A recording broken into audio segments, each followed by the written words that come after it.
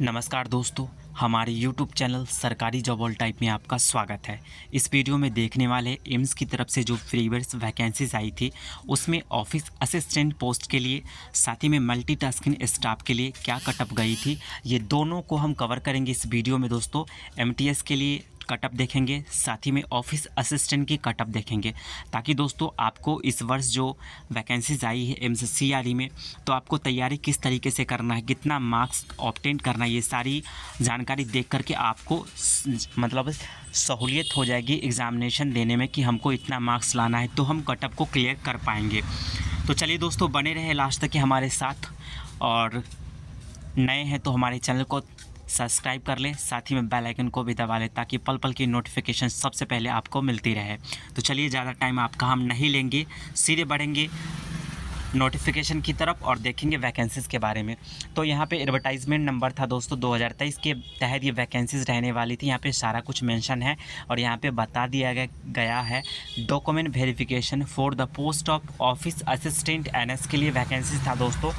तो यहाँ पे जो भी शॉर्टलिस्ट कैंडिडेट है, सारा कैंडिडेट का यहाँ पे नाम मेंशन है, उनका रोल नंबर है, उनका डेट ऑफ बर्थ है, उनके फादर्स नेम है, कैटेगरीज़ है, CBT मार्क्स में कितना नंबर ऑब्टेन किए हैं, सारी जानकारी इसमें मेंशन है। तो वन बाय वन करके हम देखेंगे, इसके बाद हम MTS की बातचीत करेंगे, उनका भी हम कटअप देखेंगे, तो बने रहे। तो सबसे पहले हम देखते हैं दोस्तों, यहाँ पर देखिए OBC कैंडिडेट है जो कि UR में क्वालिफाई हुए हैं। तो OBC जो कैंडिडेट है UR में क्वालिफाई हुए हैं, वो CBT सबसे पहले देख लीजिए कि 120 नंबर का क्वेश्चन आया था और 120 मार्क्स का ये था एग्ज़ामिनेशन। तो 120 में से यहाँ पे 82 नंबर लाए हैं दोस्तों, OBC कैटेगरी मतलब है, और ये UR में क्वालिफाई हुए हैं। ठीक है, तो देख रहे हैं यहाँ पे। तो सबसे पहले हम अब UR की बात करें तो UR में 120 नंबर में से 79 नंबर लाने पर ही फर्स्ट रैंक पे यहाँ पे रहने वाले हैं। साथ ही में हम UR की और देखेंगे दोस्तों सबसे नीचे कि UR में सबसे कम कटअप कितना गया है। तो UR में देख रहे हैं यहाँ पे सबसे नीचे UR का कटअप जो गया है 120 नंबर में से 75 नंबर में इनका क्वालिफाई मतलब ये हो गए हैं। ठीक है, इनका रिज़ल्ट हो गया है 75 नंबर पे। चलिए अब बातचीत करेंगे हम OBC के। तो OBC में फ़र्स्ट तो देख ही लिए, सेकंड में देख रहे हैं 77.25 है ये नंबर और OBC। और बातचीत करेंगे हम सबसे नीचे वाला। तो सबसे नीचे देख रहे हैं दोस्तों, यहाँ पे OBC कैंडिडेट है, ये 120 में से यहाँ पे 72.50 नंबर लाने पर ये क्वालिफाई हो चुकी हैं। ठीक है, अब हम SC के कैंडिडेट की बातचीत करेंगे। SC कैंडिडेट कितना नंबर लाए हैं, तो सबसे पहले SC में हम देखेंगे, तो बने रहें। तो दोस्तों UR की हम और OBC की बातचीत कर ली, अब हम SC की बात करेंगे। तो देख रहे हैं यहाँ पे SC कैंडिडेट है जो फर्स्ट में है। फर्स्ट में SC कैटेगरी जो 120 नंबर में से 72 नंबर लाने पे क्वालिफाई हो गए हैं। ठीक है, और लास्ट में जो SC का कट ऑफ है दोस्तों, यहाँ पे 120 नंबर में से 63.25 नंबर लाने पर ये क्वालिफाई हो चुके हैं। सबसे कम जो नंबर है 63 नंबर लाने वाले कैंडिडेट यहाँ पे क्वालिफाई है। अब हम ST की बातचीत करेंगे। तो ST कैंडिडेट के लिए यहाँ पे देख रहे हैं दोस्तों, यहाँ पे ऊपर में तो नहीं है कोई, और यहाँ पे ST कैंडिडेट की बातचीत करें तो फर्स्ट में जो ST है वो 120 नंबर में से 69 नंबर लाए हैं और पॉइंट में 50 है, यहाँ पर देख रहे हैं। तो ये क्वालिफाई है फर्स्ट में।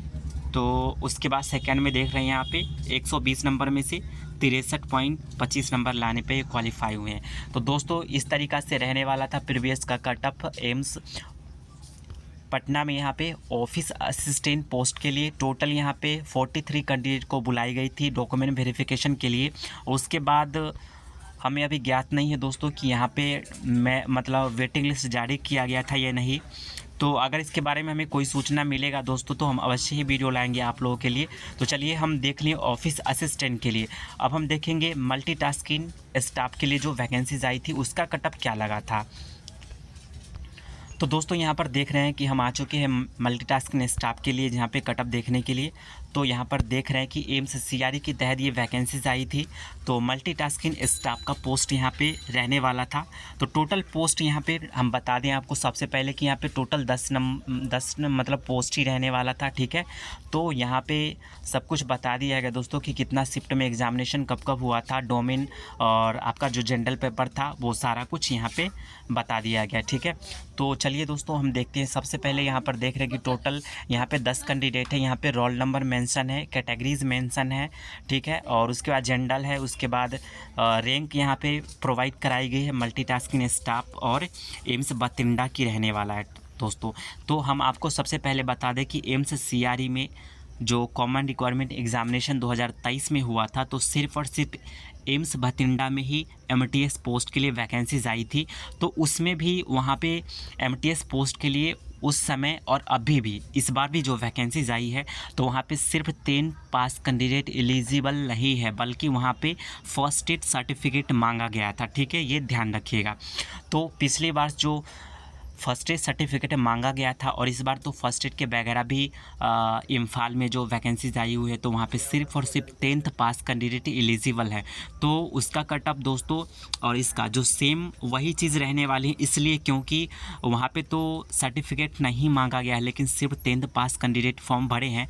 लेकिन इस बार कट ऑफ पे जो देख लीजिए इफ़ेक्ट जो है कि वो नहीं पड़ने वाला है जनरल कैंडिडेट से, इसलिए क्योंकि वहाँ पे हॉस्पिटल सर्विस से रिलेटेड क्वेश्चन पूछा जाएगा जो कि 75 मार्क्स का है। तो 75 मार्क्स में आपको उसमें देखे होंगे दोस्तों, जब आपने नोटिफिकेशन पढ़ा होगा, तो उसमें मेंशन है कि साथ ही में आपको मैथमेटिक्स, उसके बाद वहाँ पे जनरल इंग्लिश भी आपसे पूछा जाएगा, ठीक है। तो पिछली बार जब वैकेंसीज आई थी तो ज़्यादा वहाँ पे मतलब कि मैथमेटिक्स और इंग्लिश का पेपर नहीं था, मतलब 2-4 क्वेश्चन थी मोटा मोटी, हमें जो ध्यान है 2-4 ही क्वेश्चन पूछी गई थी। तो इस बार भी वही चीज़ रहने वाली है। सबसे ज़्यादा जो वेटेज रहने वाला है वो वेटेज आपका हॉस्पिटल सर्विस से रिलेटेड रहने वाला है। तो दोस्तों जो भी जनरल कैंडिडेट है, मतलब किसी भी कैटेगरी से, जिन्होंने सिर्फ 10th पास के लिए एमटीएस का फॉर्म भरा है, ठीक है, या फिर ऑफिस अटेंडेंट या फिर दोस्तों या फिर office attendant, nursing attendant, hospital attendant, mortuary attendant, तो ये सारी जो पोस्ट है दोस्तों अटेंडेंट की, तो इस पे हॉस्पिटल सर्विस का यहाँ पे लागू किया गया है नियम की। हॉस्पिटल सर्विस से रिलेटेड के क्वेश्चन रहने वाले हैं। तो जो लोग पहले एग्जामिनेशन 2023 में दिए थे, तो उनको सिलेबस उन्हें ध्यान है कि किस तरीक़ा से क्वेश्चन पूछा गया था, तो उन्हें कोई दिक्कत नहीं रहने वाली है दोस्तों।